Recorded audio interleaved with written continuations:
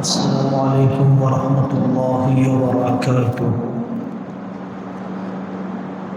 نحمده ونصلی علی رسوله الکریم، اما بعد۔ اعوذ باللہ من الشیطان الرجیم، بسم اللہ الرحمن الرحیم۔ وما ارسلنا من رسول إلا نوحي إليه أنه لا إله إلا أنا فاعبدون۔ صدق اللہ العظیم۔ میرے عزیزوں اور دینی بھائیوں، ہمارے ملک میں گرما گرم بحث چل رہی ہے، پارلیمنٹ سے لے کر علاقائی سیاستدانوں تک، کہ وندے ماترم مسلمانوں کے لیے کیوں ناقابل قبول ہے، مسلمان اسے پڑھنا کیوں نہیں چاہتے ہیں۔ یہ موضوع بحث بنا ہے، کیا وندے ماترم پڑھ کر ہی وطن سے محبت اور وفاداری کا اظہار ہو سکتا ہے؟ کیا وندے ماترم نہ پڑھنا ملک کے غدار اور بے وفا ہونے کی دلیل ہے؟ اس سلسلے میں پیرنٹس کو، گارڈین کو اور اسکول کے چلانے والے مینجمنٹ کو اچھی طرح سمجھ لینا چاہیے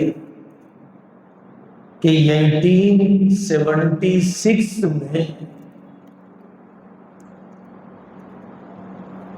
چندر چٹرجی نامی بنگالی ناول کے آنند مٹھ میں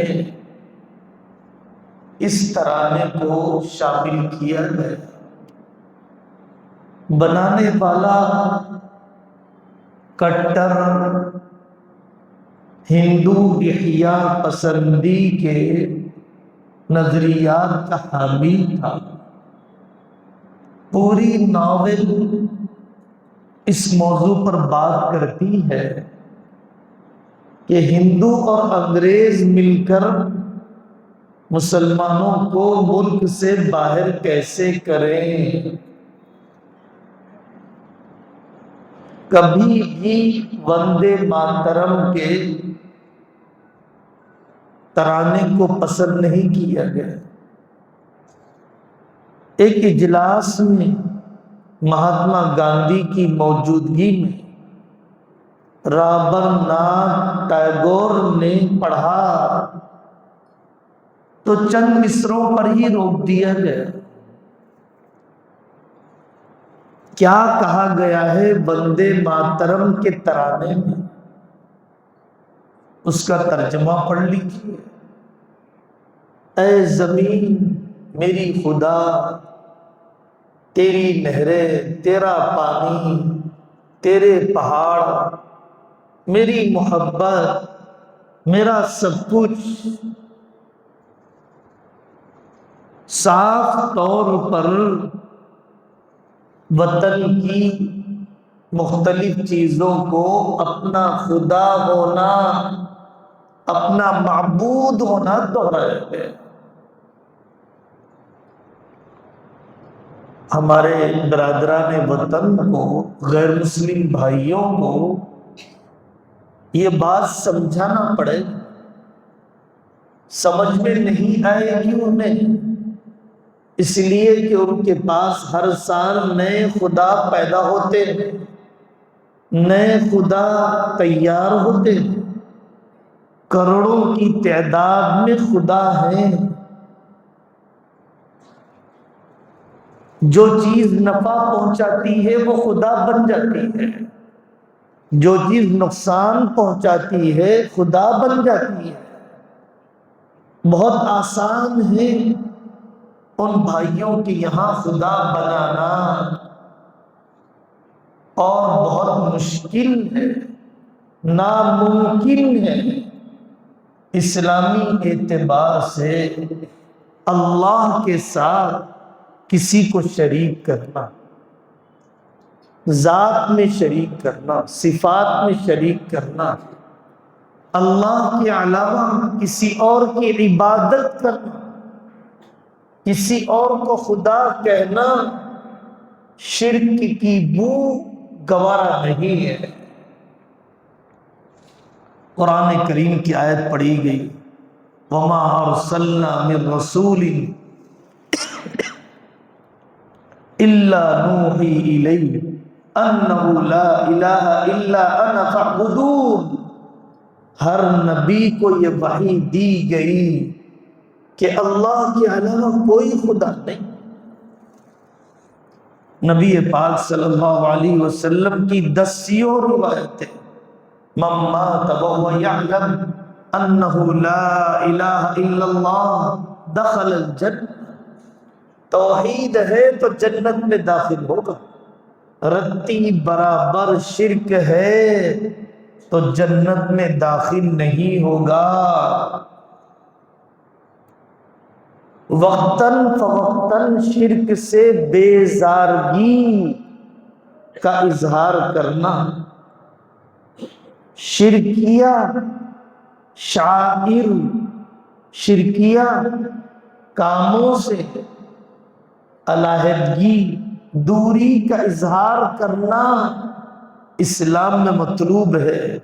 یا قوم انی بریء مما تشرکون واشہدوا انی بریء مما تشرکون، گواہ ہو جاؤ تم جن چیزوں کو شریک کرتے ہو اس سے میرا کوئی تعلق نہیں ہے۔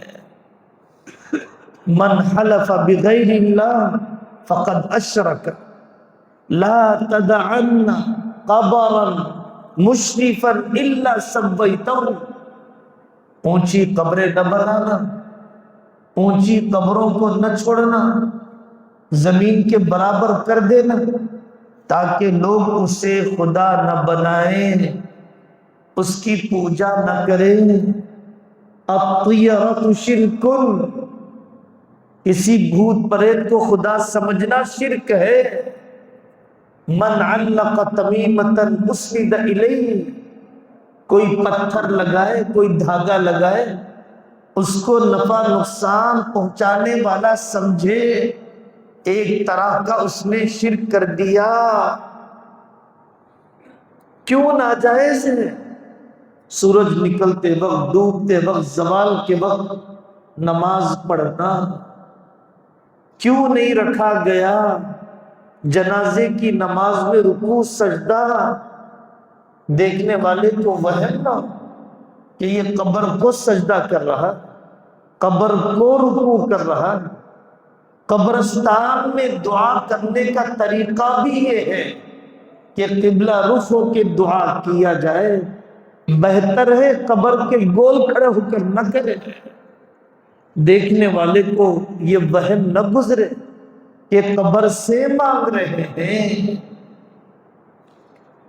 نبی پاک صلی اللہ علیہ وسلم کی قبر کو ہم سجدہ نہیں کرتے، حقیقت میں کعبۃ اللہ کو بھی نہیں کرتے، اللہ تعالیٰ کے حکم کی وجہ سے اس رخ کی طرف متوجہ ہوتے ہیں، سجدہ کرتے ہیں، تعمیل کی وجہ سے تعظیم آ گئی، اللہ کے حکم کی وجہ سے، ورنہ حجر اسود خدا نہیں، سجدہ کرنے کی جگہ نہیں، کعبۃ اللہ ہمارا کوئی خدا نہیں کہ اس میں کوئی مورتی ہو جس کی ہم عبادت کرتے ہو۔ اتنا ہمارا نظریہ کلیئر ہے، لفظی مشابہت گوارا نہیں کی گئی۔ رب کا لفظ اللہ کے لیے کہا جاتا ہے، آقا کو بھی کہا جاتا ہے، منع کیا گیا آقا کو رب نہ کہو۔ عبد کا لفظ بندے کو بھی کہا جاتا ہے، غلام کو بھی کہا جاتا ہے، منع کیا گیا کہ غلام کو، خادم کو عبد کا لفظ استعمال نہ کیا جائے۔ والدین سے محبت بے پناہ، لیکن ہمارے مذہب میں والدین کی عبادت نہیں کی جاتی۔ حضرت رسول اللہ صلی اللہ علیہ وسلم نے فرمایا لا تشرک باللہ وَإِن قُتِلْتَ وَإِن حُرِّقْتَ، اللہ کے ساتھ شریک نہ کر، چاہے تجھے قتل کر دیا جائے، جلا دیا جائے۔ ہمارے وطنی بھائیوں کو سمجھانے کی ضرورت ہے کہ میرے بھائی، عبادت الگ ہے، محبت الگ ہے، پریئر کرنا الگ ہے، لو کرنا الگ ہے۔ اسلام میں عبادت صرف اللہ کی، محبت رسول اللہ صلی اللہ علیہ وسلم کی، محبت والدین کی، محبت وطن کی، محبت پڑوسیوں سے، یہ پیغام ہے۔ میں والدین کی عبادت نہیں کرتا، میں رسول اللہ صلی اللہ علیہ وسلم کی پوجا نہیں کرتا، اس کا مطلب یہ نہیں ہے کہ میں بے وفا، اس کا مطلب یہ نہیں ہے کہ مجھے ان سے محبت نہیں۔ وفاداری کے لیے خدمت گزاری ضروری ہے، عبادت کرنا ضروری نہیں۔ ملک کو محبوب بنایا جا سکتا ہے، ملک کو معبود نہیں بنایا جا سکتا ہے۔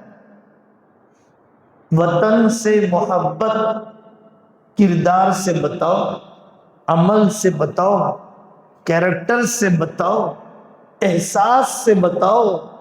وطن سے محبت سجدہ کر کے نہیں، وطن سے محبت سیکولرازم کو ذبح کر کے نہیں، وطن سے محبت اپنے مذہب کو چھوڑ کر نہیں۔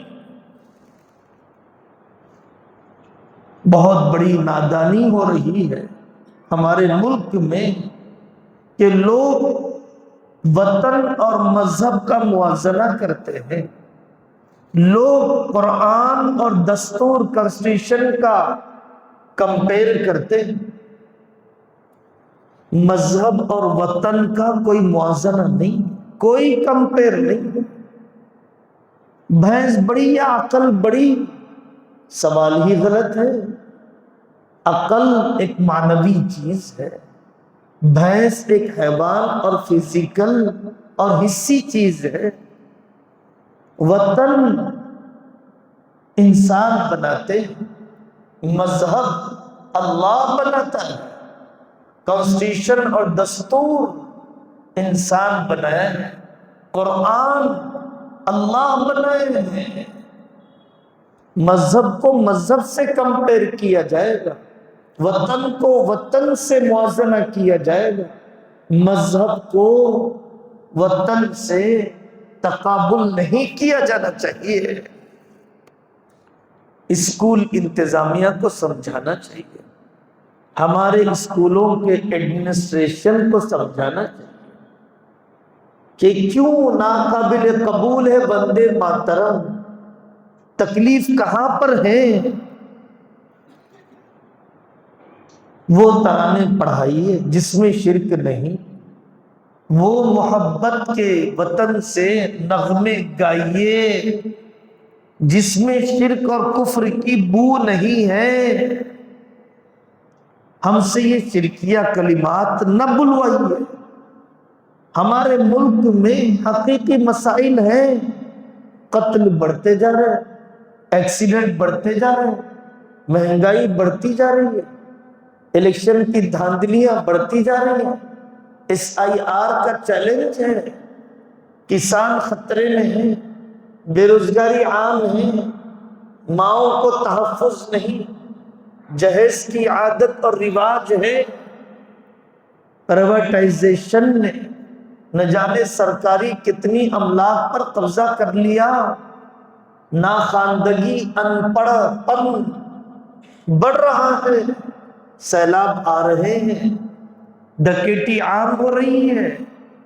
ان حقیقی مسائل پر، ریئل ایشوز پر فوکس کرنے کے بجائے وندے ماترم کے ایشو پر پارلیمنٹ کی صلاحیتیں، قائدین کی صلاحیتیں نہیں ضائع ہونی چاہیے، بلکہ جو حقیقی مسائل ہیں اس پر توجہ دی جائے۔